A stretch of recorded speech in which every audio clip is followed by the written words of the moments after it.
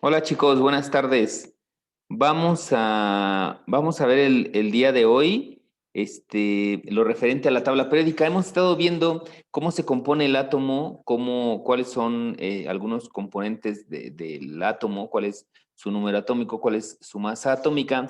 Ahora lo que vamos a ver va a ser cómo organizamos estos átomos de diferentes compuestos, todos los compuestos que existen en la naturaleza. ¿Cómo los vamos a organizar en un lugar en donde podamos organizarlo de acuerdo a sus propiedades que tenga cada uno de ellos, ¿no? A través del tiempo, a partir del siglo XIX, se caracterizó por un enorme desarrollo científico. Recordarán que hemos platicado todos estos científicos que a través del tiempo se han ido desarrollando. Y hacia 1830 más o menos se había identificado aproximadamente 55 elementos. 1830, eso es alrededor de hace 190 años más o menos, chicos. 5 elementos de diferentes maneras, apenas 55, y el primer esquema de clasificación lo realizó Jöns Jacob von Berzelius, un alemán, en 1813.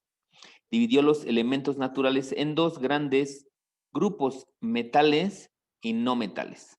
Ajá. Los elementos metálicos eran los que tenían cierto brillo característico y eran maleables y dúctiles, conducían el calor y conducían la electricidad. Y los no metales eran los que tenían diversos aspectos físicos, como frágiles, como sin brillo, y no conducían el calor de la electricidad. Esta fue la primera clasificación que se hizo de los elementos en el ámbito científico. Después de este llegaron muchas más clasificaciones y fueron adoptadas antes de llegar a la representación que hoy tenemos de manera actual. Hoy podemos ver cómo están organizados los elementos en algo que se llama la tabla periódica de los elementos.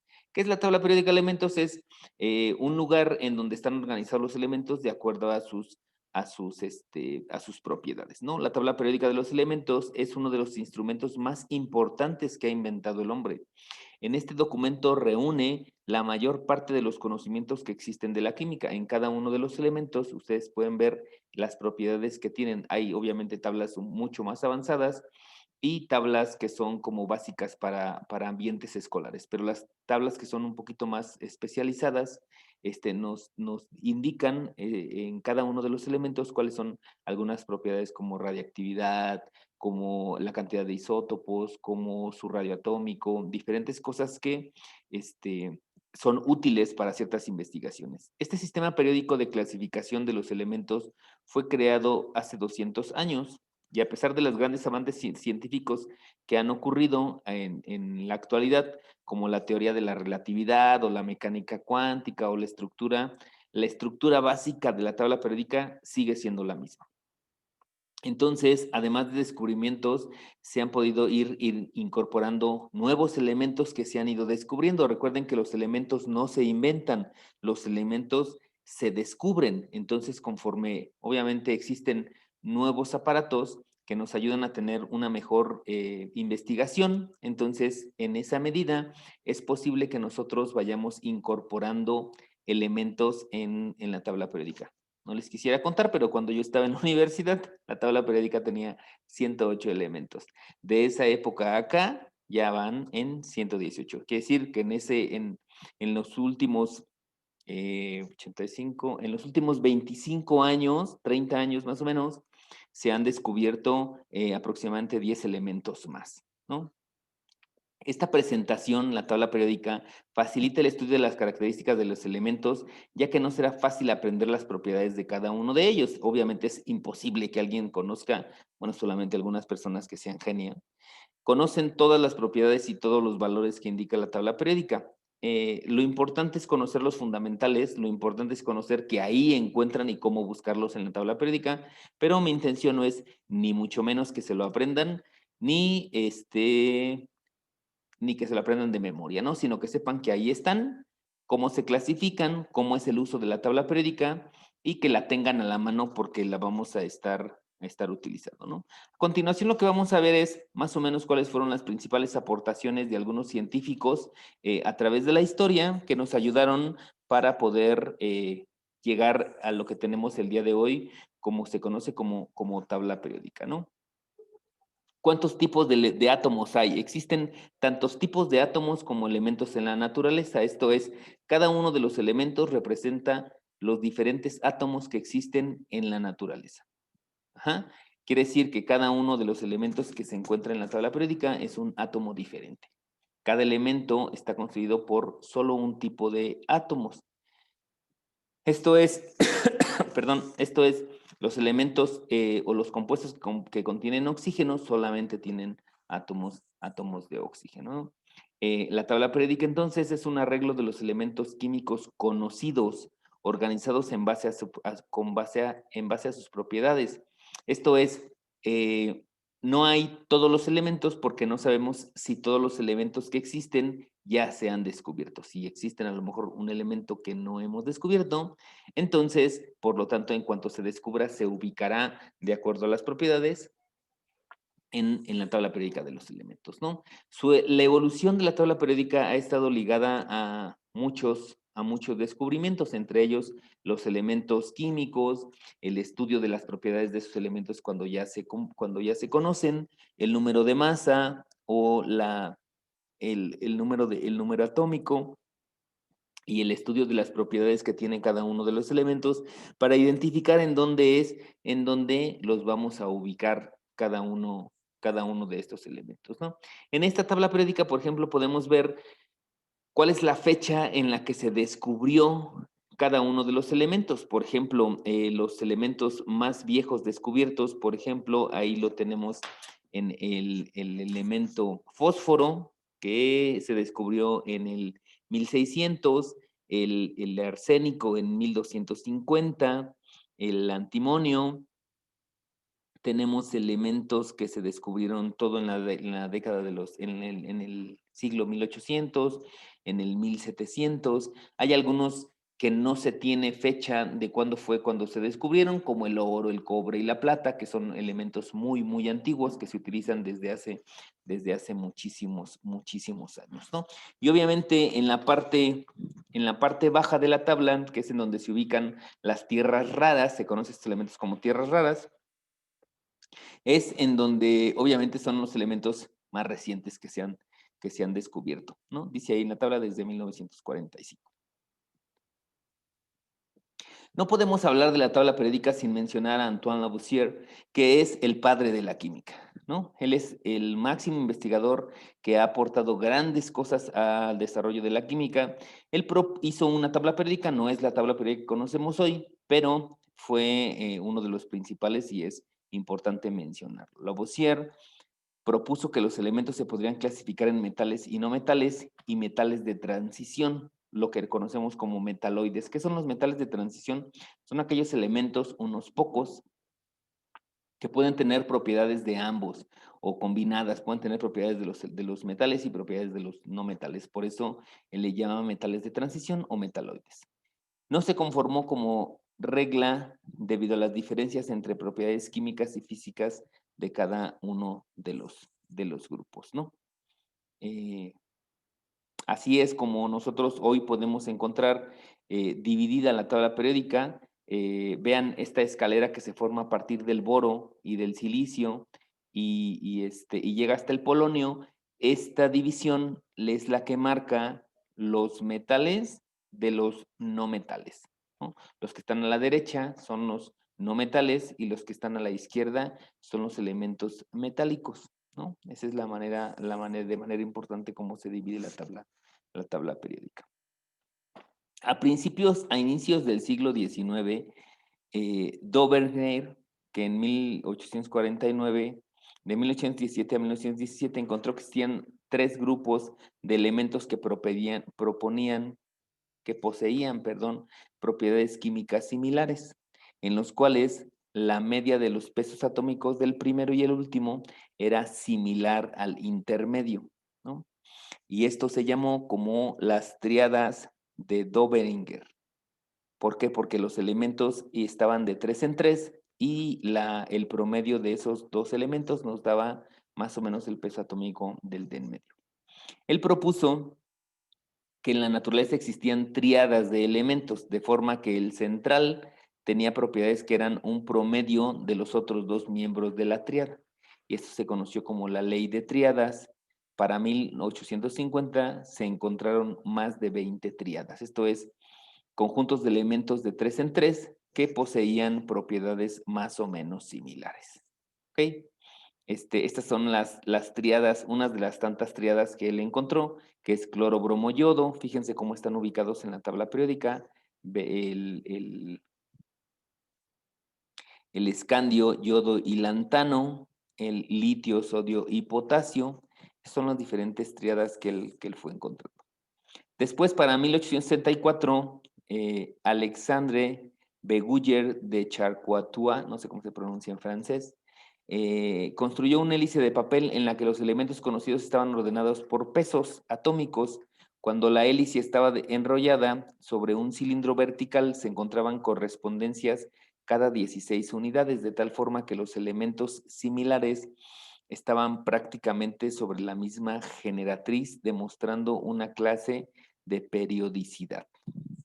Esta sería la hélice del tornillo de elementos, en donde a partir de cada 16 elementos contenían más o menos las mismas propiedades. Después, en 1864, Newlands demostró que al ordenar los elementos en orden creciente de sus pesos atómicos, sin el hidrógeno, el octavo elemento a partir de cualquier otro tenía unas propiedades muy similares al primero, similar a lo ocurrido en la escala musical occidental. Él formuló una ley que se llama las octavas de Newlands, en que se mostraba un orden en los elementos y agrupaba los elementos en familias o en grupos con propiedades muy parecidas entre sí y en periodos formados por 8 elementos cuyas propiedades se iban variando progresivamente, ¿no? Las octavas de Newlands establece que al agrupar los elementos en orden de menor a mayor peso, el octavo elemento tiene propiedades semejantes al primero. Sin embargo, no fue tomado en cuenta por otros científicos y de las octavas de Newlands quedó solamente en una buena intención de organización de los elementos, ¿no? Dos científicos que trabajaron independientemente y produjeron resultados similares en la misma época fue el alemán Lothar Meyer y el ruso Dmitri Mendeleev. Diseñaron por separado lo que hoy en día se consideran las primeras versiones de la tabla periódica moderna. De hecho, a Mendeleev es a quien se le atribuye más el desarrollo de